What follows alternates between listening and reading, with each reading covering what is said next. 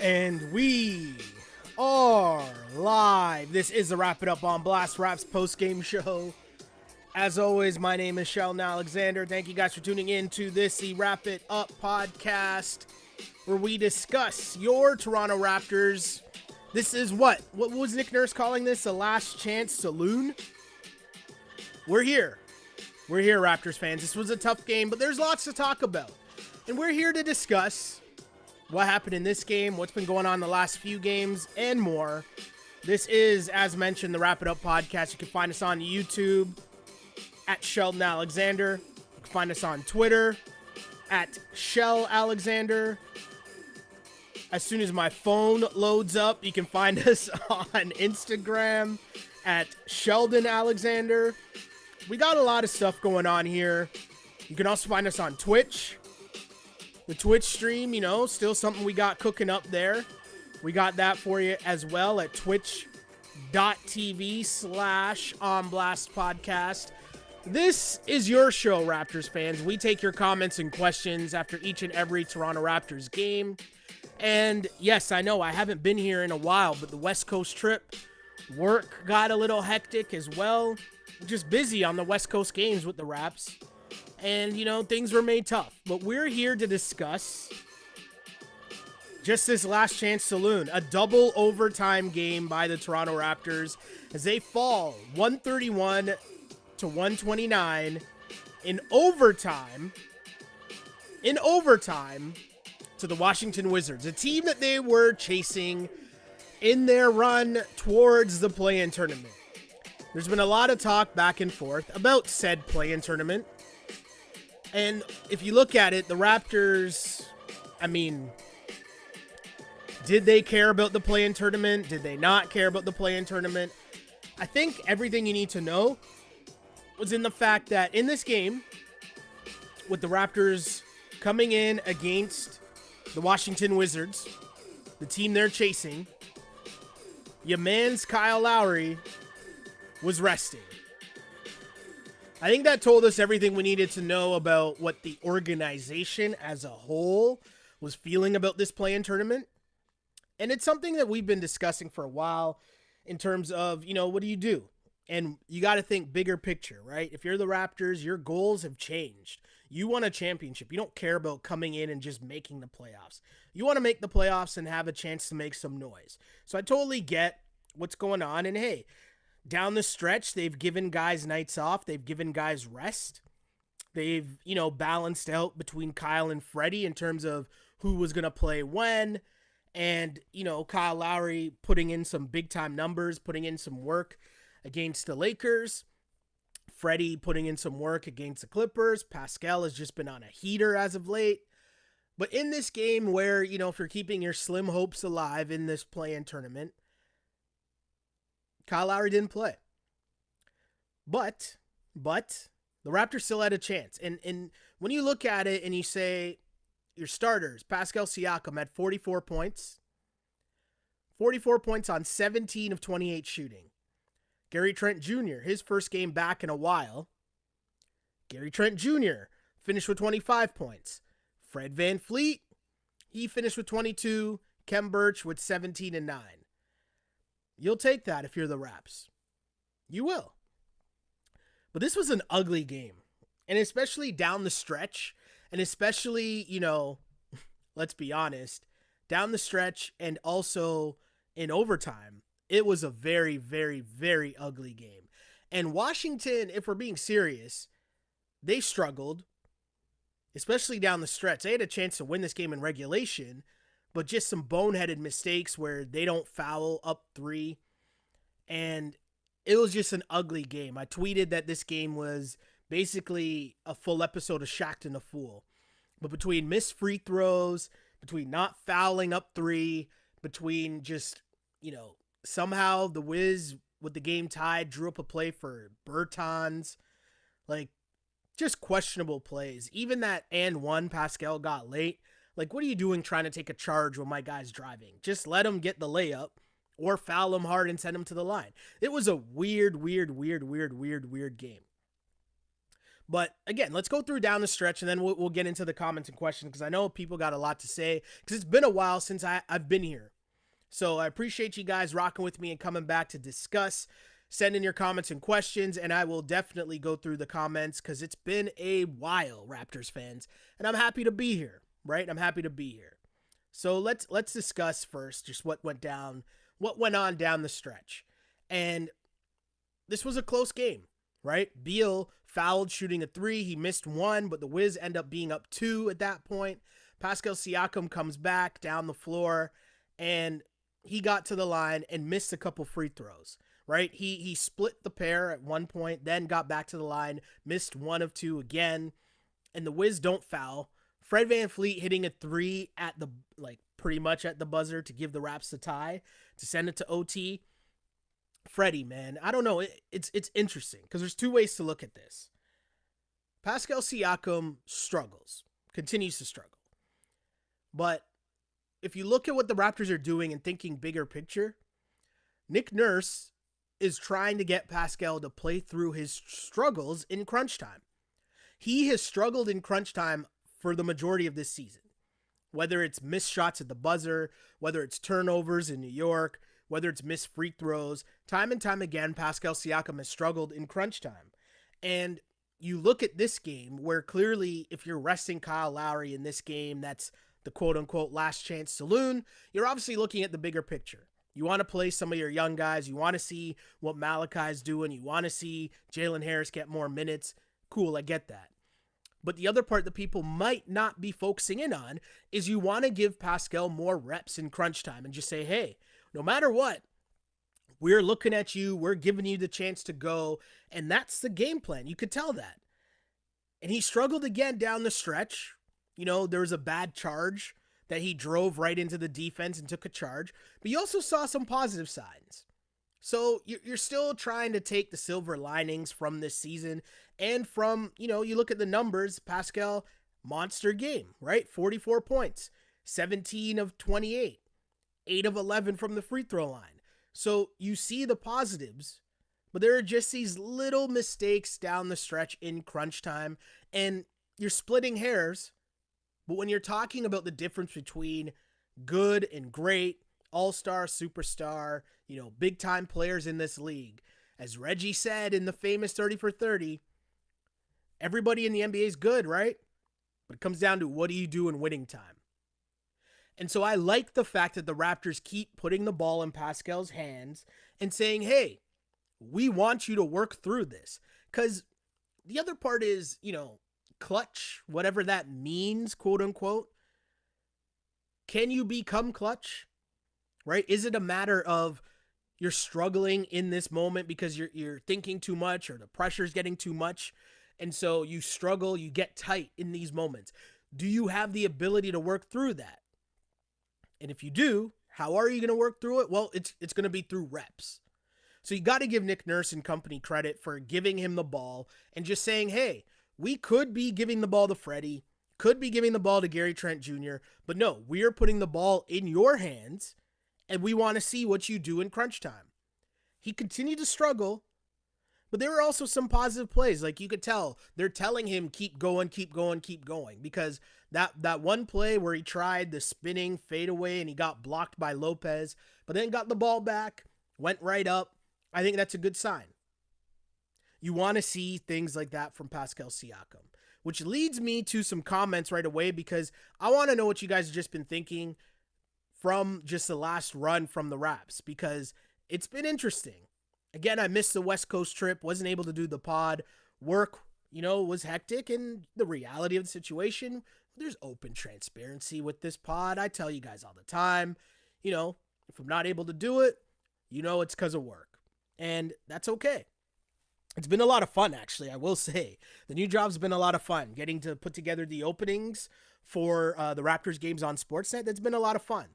But obviously the flip side of that is it meant that, especially when you're talking a West Coast trip, that means I'm up way too late doing the pod, and then either I got to prep for work and have stuff ready for I got to do that either late at night or early in the morning. Either way, it makes the pod very difficult. And given where the Raptors were this season, yeah, I'm sure everyone understands, right? But I appreciate you guys being here and, rocking with me still. As I see the chat, go to the YouTube page for sure. Wherever you're listening to this, go to the YouTube page live because that's where the chat is going. And the chat is always good there for sure. Those are the day ones, always repping here on the Wrap It Up podcast, part of the On Blast podcast network. But I want to hear from you guys, so let me know what you guys think. And we stream in a lot of different places. We do. But yeah, YouTube's where the chat is kicking. So I'll start with Nate. Nate says, great effort by our guys tonight. We went out swinging. MC says, great game. Like Siakam getting more aggressive. That's what it takes to move up to the next level. One thing is reps. You just want to see reps from Pascal. And so once you see those reps, you see him continue to try. That's what you want to see. You want to see him continue to do that. And the Raps show that they have confidence in him. Owen says, the one possession in OT where we missed 3 straight wide open shots gave me game 1 against the Cavs PTSD. That was a strange possession. That, again, I can't stress just how awkward that late fourth quarter OT was for the Raptors and Wizards. Like, bodies were all over the place. As Owen just mentioned, that one possession, I think Freddie missed 2 threes. Trent Jr. missed a 3, all on the same possession. Raps kept getting the rebound, kicking it out, but couldn't knock down the shot. And, I mean, it was ugly. It was very ugly. And the Wiz were just as ugly. I mean, Russ was terrible down the stretch. A lot of turnovers from Russell Westbrook. A lot of just bad shots from Russell Westbrook. His shooting numbers were terrible. People who listen to the pod, who know me, know that I'm a Russ guy. But my guy was 5 of 19 in this game, 1 of 6 from 3, and finished with the triple-double, 13 points, 17 assists, 17 rebounds for Russ, but 7 turnovers and fouled out. An ugly game for Russell Westbrook shooting-wise, but it's one of those things where you look at it and, I mean, how many different ways can you impact the game? We talked about it a lot. If you're shooting terribly, can you impact the game in other ways? And Russell Westbrook, one of the smallest guys on the floor, being the game's leading rebounder, right? Everyone talks about stat padding as if like the other team isn't trying to also get rebounds. Like you can say, oh, maybe his teammates are getting rebounds for him or letting him get rebounds or whatever. That doesn't explain the other team also trying to get rebounds, right? I don't know. Anyways, ugly game for Russ shooting wise, but again, the triple-double. And I think I wrote down this stat here somewhere. His 34th triple-double this season. He's 180 for his career, which is one off of the record set by Oscar Robertson. And I just think, like, Oscar Robertson, pardon me. I just think when you look at what Russ is doing, it's insane. It's insane. It doesn't make sense. And I know people talk about stat padding, but I think those are people who never played basketball. Like, you can say, yeah, can you go out and try and get a triple-double every single night? Like, you can say that, and even you can attempt to do it. But to actually be able to do it is a whole other ballgame. And everyone said how easy it was, and then how other people could do it if they tried. And then we watched Luka try to do it, and he couldn't do it. So, I mean, I don't really buy into the whole stat padding thing, because rebound is just effort. And if you're going to knock someone for effort, I don't know. I don't think you've played sports. That's just, I know that sounds like you can say Russ is a bad shooter. You can say Russ makes bad decisions, but I'm not going to downplay triple-double stats. And also, like, assists, like, come on, guys. What are we doing here? As Russ said himself, right? If other people want to take it for granted, that's on you. Either way, I mean, the Wizards win 131-129.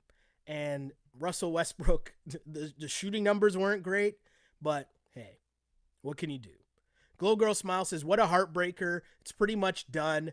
Just get our younger players some run at this point. Yeah, Raps are pretty much 4 games out right now, and there was a thought that maybe they could catch Indiana who seem to be imploding right now, and lots of stuff. We can get to that later if you guys want.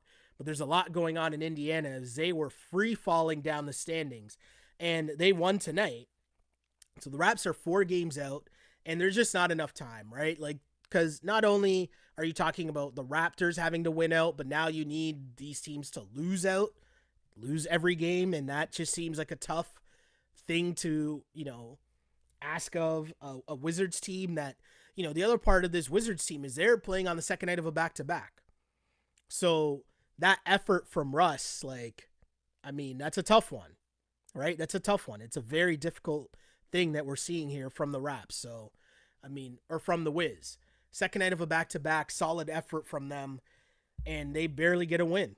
Barely, but that's a team that is trying to make the playoffs, trying to have some semblance of credibility, I guess, making the playoffs, and they're just in a different spot. It's like the counter to what the Raps are, right? Making the playoffs doesn't mean anything to the Raps in this season. But to the Wiz, who have been terrible the past few years, it means a little something. Ali says, let's get this team the hell out of Tampa. Tired of hearing boos, especially tonight against Siakam. Totally agree there. Logan says, man, what a crazy year.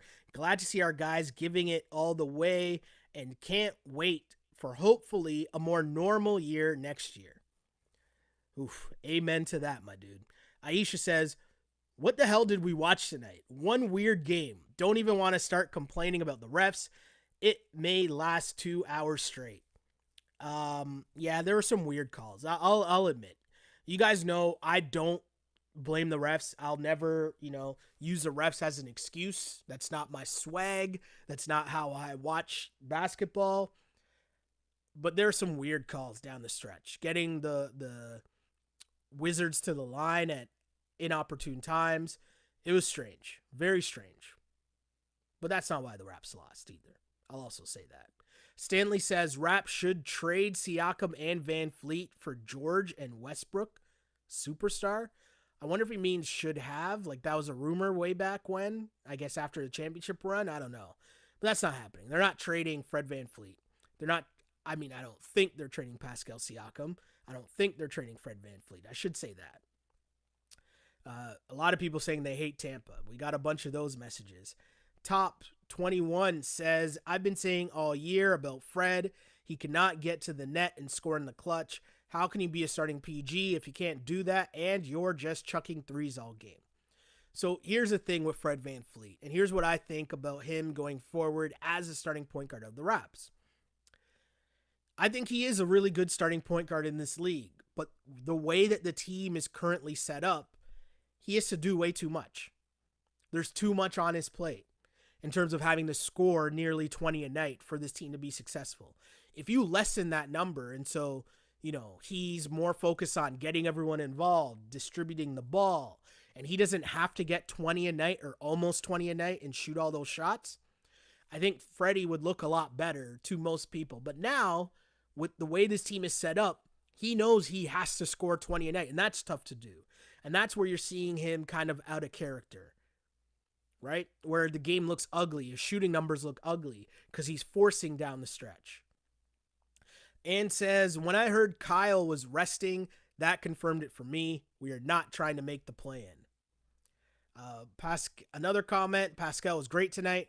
Don't want to take anything away from that. If only he didn't commit an offensive foul in the late minutes of the fourth, we could have won, just like the last game. Yeah, Pascal struggled, man. He really struggled in crunch time. The numbers are great, but in crunch time, my guy is struggling. And the only thing you can hope is that with more reps, he gets out of his own head. He hits some free throws in the clutch. His decision-making becomes better in the clutch. I think he's just thinking too much. That's what I think. I don't know. That's what I think. Asmi says, 44, 11, and 8. You can't be mad at that. He's a star. Valid point. And when you look, I'll point back to this. When you look at where the Raps are in this season, you have to look at those silver linings. And the fact that in these big games where I'm saying big games because the Raps needed to win if they're still in this hunt for the playoffs, Pascal has put in work. He has. He struggled in crunch time, but he's put in work and he's putting up the numbers. And you'd rather see some good instead of, yeah. Real Live TV says, hit that like button. Good job, Wizards. Yeah. I appreciate that. I appreciate you hitting the like button. The Wizards, yeah, again, they really want to make the play-in tournament, so give them credit for that. More comments. Siakam tied a career high. Good for him. He just needs some more run in the clutch. Another comment. When Trent Jr. had to inbound to Fred at the end of the game, I knew that was a nail in the coffin. Why isn't Trent getting the ball? Pascal is a secondary player. We need him to come off being the number one option. I think really that's what they're trying to figure out down the stretch. You're going to use these games to put people in positions and see how they react. So as mentioned, right, Pascal in crunch time. How is he looking in crunch time when he's getting these looks all the time? That's what Nurse is doing. That's what the organization is doing. They want to see how he reacts in crunch time. K2's Garnett. You guys just hate Siakam and it pisses me off. Look at all the clutch buckets he had in the game to keep them close. Shake my head. How was he struggling? I understand what you're saying. There were some good plays mixed in with the bad. I understand that. But, I mean, the missed free throws are not good. The bad charge is really bad. He made some buckets, but the reality is, like, we're talking about levels, right? And he's working his way into that level. And as he works into the next part of that, the thing about being that guy in crunch time is you're going to get the ball consistently every single time down the floor. And if you are a star player, especially come playoff time, all that's going to happen is my best player versus your best player. That's it. That's what it comes down to in the NBA come playoff time. So these are all just a test run. And I think, you got to remember, Raptors fans, a lot of Raptors fans, especially a lot of bandwagoners, you're coming off a season, you're coming off them being on the wave of watching Kawhi, meaning especially that Sixers series, right? It's just my best player versus your best player. And that's what the NBA playoffs comes down to a lot. And so people have that expectations of Pascal, fair or not, and he's struggling. He's struggling in making the plays consistently in crunch time. That's it. And those two things are allowed to be true. It's allowed to be true that he's struggling with his consistency in crunch time, and he's young, and he's also trying to work his way through that. Both things can be true. Truth Bearer says, part of Pascal's problem is a ball hogging. He needs to pass the ball more often before advancing too far in the paint. Dub C says, hella turnovers. Agreed.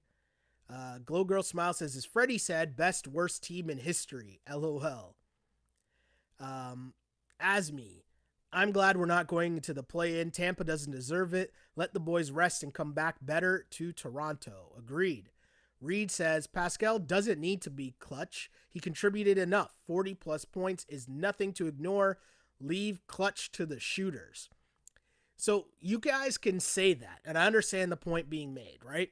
He did score a lot. 40-plus, that's work.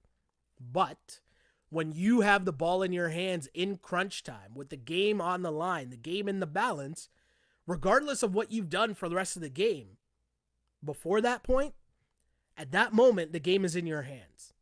So it's cool that you had 40 points throughout. But again, when you're talking about going up levels, we always used to say it, there's levels to this shit, right?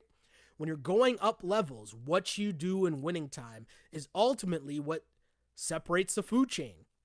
Who are the number one guys? Who are the all-stars? Who are the superstars? So the reality is you can score 40, but what happens in winning time? That's going to matter if you are the star player on the team. That's just the facts. It's just the facts. Maestro says, I think it's important to keep the core of Freddie, OG, and Pascal, and because they have championship experience, the experience is invaluable. It's a very valid point. I don't disagree at all. Another comment, really got to develop our bench players. I can't hate on Utah, but it seems like he isn't living up to the contract. Is that a real comment? Are you aware that Utah didn't play in tonight's game?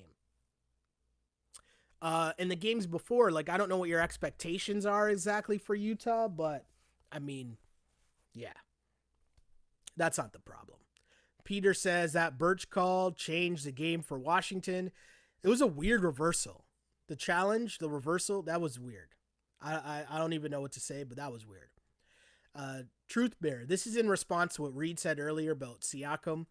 He says, the problem is that Siakam doesn't want to pass the ball. He wants to be the hero. He barely passed to Gary Trent in the fourth quarter. I mean, I don't know if he wants to be the hero. I honestly think that the Raps are trying to figure out exactly what Siakam is. Give him more reps in crunch time. And I have no issues with that. You got to learn, right? You got to learn. Francis says the offseason will be a chance to build up our second unit. Bench has just been blowing leads or just struggling to score. Yeah, and I think this game, if I'm not mistaken, off the bench, Robin Lopez had 24 points. He outscored the entire Raptors bench himself. Robin Lopez. That was the thing. 24 points off the bench for Lopez. Bertans also had 14 points off the bench. The Raptors bench, Bembry was in double digits with 10. And then the next high score off the bench was 4 points from Malachi Flynn. That's tough to win games when you're getting zero production from your bench. But you got to remember, right? OG didn't play. So that means someone in your starting lineup, probably Stanley Johnson, would also be on your bench. He didn't score in this game. But also Chris Boucher, huge part of your bench, right? So it's kind of unfair to fully gauge or grade the bench, but I get it. I understand.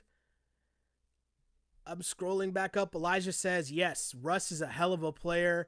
I was like, Russ had a very rough game, but still played all right. Then looked at the stat sheet and was mind blown. He's amazing. Yeah, Russ is still one of those guys where, the stats tell, some of the story, but you got to put the eye test in. And the eye test tells me that, this is a guy that busts his ass every single night, gives his all. And the eye test also tells me he has terrible decision making and shot making in crunch time. All of those things are allowed to be true, right? More comments though. Angel says refs were crap. Siakam with the failed free throws and shots. Trent not getting the ball is BS. More comments. Can we talk about how good of a job Stanley did on Beal? Yeah, Beal was working hard late. Even Freddie was basically denying him the ball as soon as they got over half court. And it wasn't until one play late where he back cut and it led to a key and one, which, was a huge part of the game. But it wasn't until then, before that, I should say, prior to that play, Beal and the Wiz were really struggling to get their offense going because Freddie was doing such a good job in denying the ball. And then you mentioned Stanley. I mean, Stanley was doing great defense as well. So that's what he does. And he knows that's how he's going to earn minutes, and he does that. Fly Miss says, I hope whatever lottery pick we get this season was worth this dumb season. Fair. I'm sure Masai Ujiri agrees with you. Fred, another comment here. Saw says, because Fred is undersized, he is forced to create his own shot, which is impossible for him. That's why I want to see more Gary Trent Jr. A lot of people asking for Gary Trent Jr. Solomon says, I better not hear anyone blame this loss on Siakam. He did his part. The bench scored 19 points. More comment says, he's not Kawhi. Why do Raptors fans think this? So K2's Garnett. He knows me. We've been going back and forth for a while. One of our day ones for sure. I think, people, when Siakam got the bag and he got the max contract, the assumption is people think that means you are in that class now, that caliber. And so with that max bag came max expectations. And the last sign that Raptors fans had of that was Kawhi Leonard. So you're going to undoubtedly be compared to Kawhi. The more realistic comparison is probably DeMar, right? And you want to see Pascal kind of develop and grow like DeMar did. And DeMar made sure that he came back every season, added a little something else to his game. But the reason I keep bringing up levels was because DeMar was really good. But then we saw Kawhi.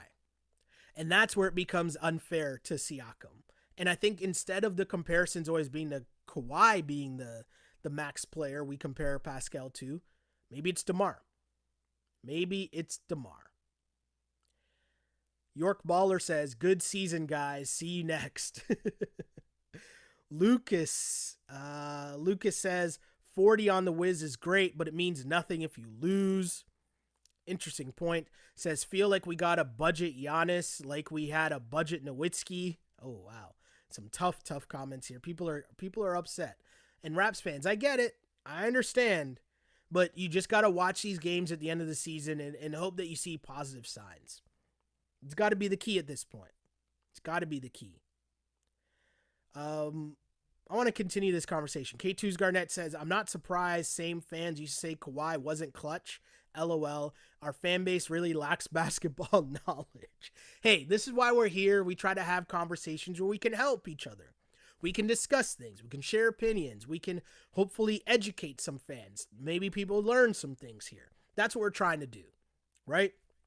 We're trying to give unbiased opinions on what we're seeing, and sometimes we're going to disagree, and that's okay, right? That's okay. We're here for the discussion. Owen says, who would you rather have late game on the free throw line, Robin Lopez or Siakam? The crazy thing is, Robin Lopez, I mean, you would obviously say Siakam, but Robin Lopez hit a lot of big free throws down the stretch for the Wizards in this game. It's crazy, but it's true. I was stunned. Super stunned. Angel says, a year and a half of clutch failings on Siakam. Move on to Fred VanVleet, OG, or Gary Trent Jr. Another comment. Nick Nurse secretly asks the refs to reverse the call so we can tank. LOL. Let's Talk Rap says Robin, the mascot killer Lopez, outscored the Raptors bench. Yeah. Y-Dub, we need to build another bench mob. The starters have needed to score double digits just to compete. Yeah, tough sledding for the Raps for sure. Another comment. Nick needs to set up the play for Kem to get the ball above the rim at the end. We only needed 2 points for double overtime. I mean, again, I think the Raps clearly are playing for a bigger picture. And instead of, hey, let's give the ball to Gary Trent Jr., hey, let's give the ball to Freddie, it's no. We want to see what Siakam does in these situations. We want him to have a moment where he comes up clutch in crunch time to, take away some of the sting of what else we've seen this season, which is him struggling in crunch time. And I get that. I understand that. Someone's asking me about a tweet that I haven't seen, so I'm going to try to go to Twitter and look it up live, but I don't know I'm not going to try to give my live reaction here in case it's something that I cannot comment on. And I don't know, I'm looking, but I don't know what someone's asking me for. I don't really want to say it in case it's something I can't really comment on, so I'm just going to move on. Notice how I'm like dipping and dodging and maneuvering that one here. What else do we got here? Off-season, Siakam and Birch need to work on their touch at the rim and one finishing. No, I'm not going to argue that much. Freddie Gillespie will be promising for next season. I'm not mad at Freddie. Definitely not mad at Freddie Gillespie. He's working hard, man. You want to see improvements, that's all. Here's another comment. If Siakam was only worth $25 million in 2023, I think most people wouldn't be so mad, but mid-high $30 million by then, yeah. He's good, but could use wow. Yeah, I'm not going to go that far. I'm not going to say that because there's a lot of things that have been going on this season, so we got to remember that part as well. So I understand the point being made, but yeah. Pascal has struggled in crunch time, but if there is a silver lining, it's you'd rather see him score 40 and struggle in crunch time than him score 14 and struggle in crunch time, which we also saw earlier this season. And maybe this is the last comment I'll read here, and this will be a part to end. Owen says, Kawhi can close for us next year. We can only hope, right? We can dream, right? We can only dream. Yeah, I'll say that much. But But again, Raptors fans, thank you guys for tuning into this To Wrap It Up podcast. We try to be here after each and every Raptor game, but as mentioned, times were tough there for a bit. I'll try and hop on post-game here and there where I can, for sure. And hopefully you guys will be here. Just the way that you find out if we are here is by liking and subscribing. If you subscribe to the YouTube page, you'll get a message every time we go up live. You'll get a notification. So, hey, check us out. Hopefully we'll be here to wind down the season here on Wrap It Up, because this show is for you. And we want to be here to discuss just what's going on with the team here down the stretch, right? See if there can be some positive signs, some silver linings, right? That's what we want to see. But either way, thank you guys for tuning into this To Wrap It Up podcast, which, as always, you can find us streaming live on Twitter, on Instagram, on YouTube, on Twitch. We got you covered here. My name is Sheldon Alexander. Really appreciate you guys for tuning in as the Raptors lose in what was being called the last chance saloon. Raptors lose 131-129 to the Wizards in overtime. Pascal Siakam had a massive, massive game as he finished with 44 points on 17 of 28 shooting. Also give him 11 rebounds. Also give him 7 assists. But in a losing effort, Gary Trent Jr. with 25, Fred VanVleet with 22. Kyle Lowry missed this game due to rest. OG still injured as he's, trying to recover from a calf injury. For the Wiz, they win 131-129. High game for Bradley Beal. He finished with 28 points. Neto with 25. Russell Westbrook with another triple-double. Why? Because that's what Russell Westbrook does. The Wizards firmly holding down that 10th spot for the play-in tournament. Things are tough now for the Raps, basically needing to win out while the Wizards lose out. Raps are 4 games out. Last chance saloon indeed. Thanks, guys, for tuning into this To Wrap It Up podcast. My name is Sheldon Alexander. As I always say, I used to pray for times like this to rhyme like this. This is a Wrap It Up on Blast Raps postgame show. As always, unpolished and unapologetic. Until next time, see ya.